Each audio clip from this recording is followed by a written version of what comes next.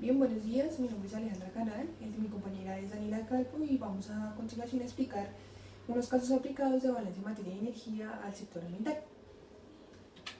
Bueno, el primero de ellos es la relación entre los componentes del balance de energía y la resistencia estomática de un cultivo de melón bajo acolchonado plástico. El fundamento del problema en este caso es la comparación de la relación entre la densidad del aire, bueno, entre diferentes aspectos de balance de energía como la densidad del aire, la capacidad calorífica del aire, el calor latente de evaporación, el calor sensible, la velocidad vertical del viento, la densidad del vapor de agua y los flujos de calor en el suelo, respecto a la resistencia estomática de un cultivo de melón con acolchado plástico y otro cultivo de melón sin acolchado plástico.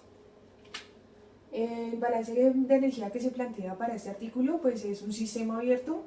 Se dice que la radiación neta es igual al flujo de calor sensible más el flujo de calor latente y el flujo de calor en el suelo. Para la medición de calor sensible y calor latente pues se realizó a través de la medición de ciertos parámetros con estaciones ahí que más adelante explicaré qué constaban y qué parámetros midieron.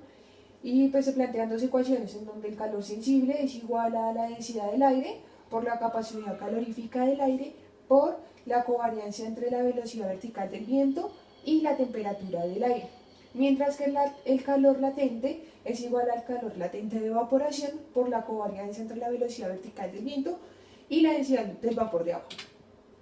La metodología que se desarrolló, pues bueno, se establecieron 10 hectáreas de cultivo, 9 de ellas con acolchonado plástico y en el suelo y una de ellas como testigo sin acolchado plástico de suelo.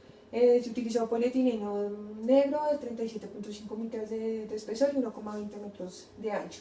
Se establecieron gamas de siembra de 0,63 metros de ancho por 20 de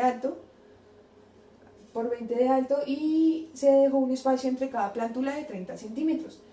Bueno, las 10 hectáreas de plantaciones fueron regadas por goteo comercial y la fertilización y el control de enfermedades y plagas se desarrolló pues conforme al productor lo manejaba periódicamente. En cuanto a las mediciones de los componentes de balance de energía, se realizó con estaciones EDI.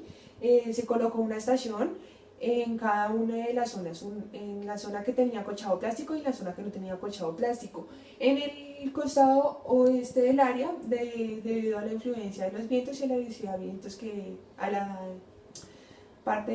la zona de vientos predominantes y en esa área.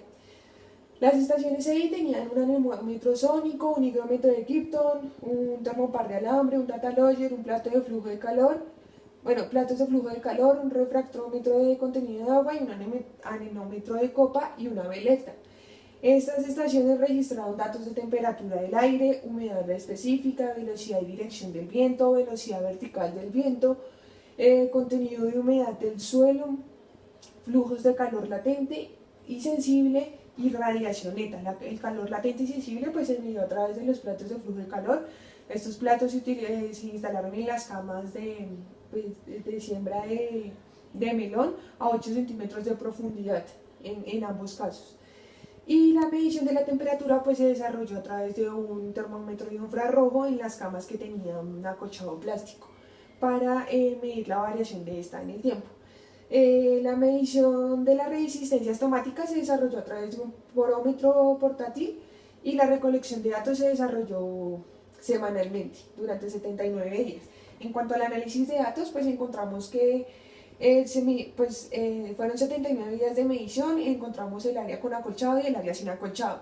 Encontramos la resistencia estomática, la radiación neta, el flujo de calor latente, el flujo de calor sensible y los flujos de calor en el suelo. Entonces, en cuanto a la resistencia estomática, pues encontramos que desde el primer día de la instauración de la plantación de melón hasta el último día, que era el de su cosecha, tuvo un aumento y fue mayor en el área con acolchado que en el área sin acolchado.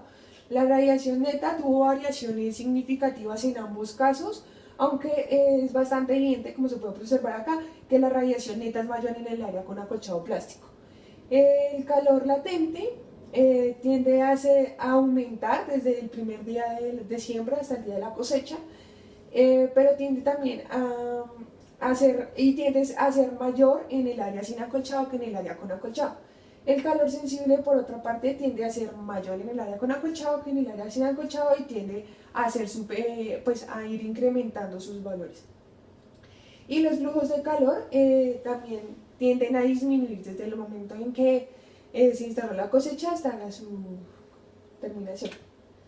En cuanto, pues, bueno, acá encontramos pues la relación de la resistencia estomática versus la temperatura foliar o de las hojas a lo largo de los días. Entonces, como se puede observar en la gráfica de arriba, tenemos el área que tenía acolchado de plástico y en la parte de abajo el área que no tenía acolchado plástico.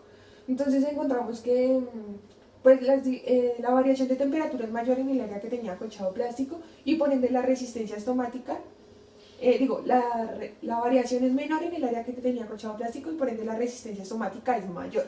Mientras que en el área que no tenía acolchado plástico, pues la variación de temperatura es mayor y eso lo que hace es que la resistencia estomática disminuye.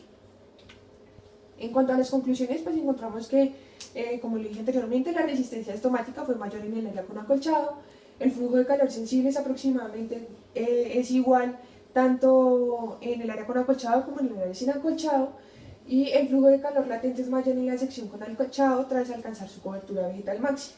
En cuanto a la relación de los flujos de calor sensible y radiación neta, tienden a disminuir a medida que las plántulas obtenían mayor follaje, mientras que el calor latente y la radiación neta tendían a aumentar a medida que las plantas obtenían mayor follaje. Bueno, ahora continuamos con mi compañera Daniela. Gracias.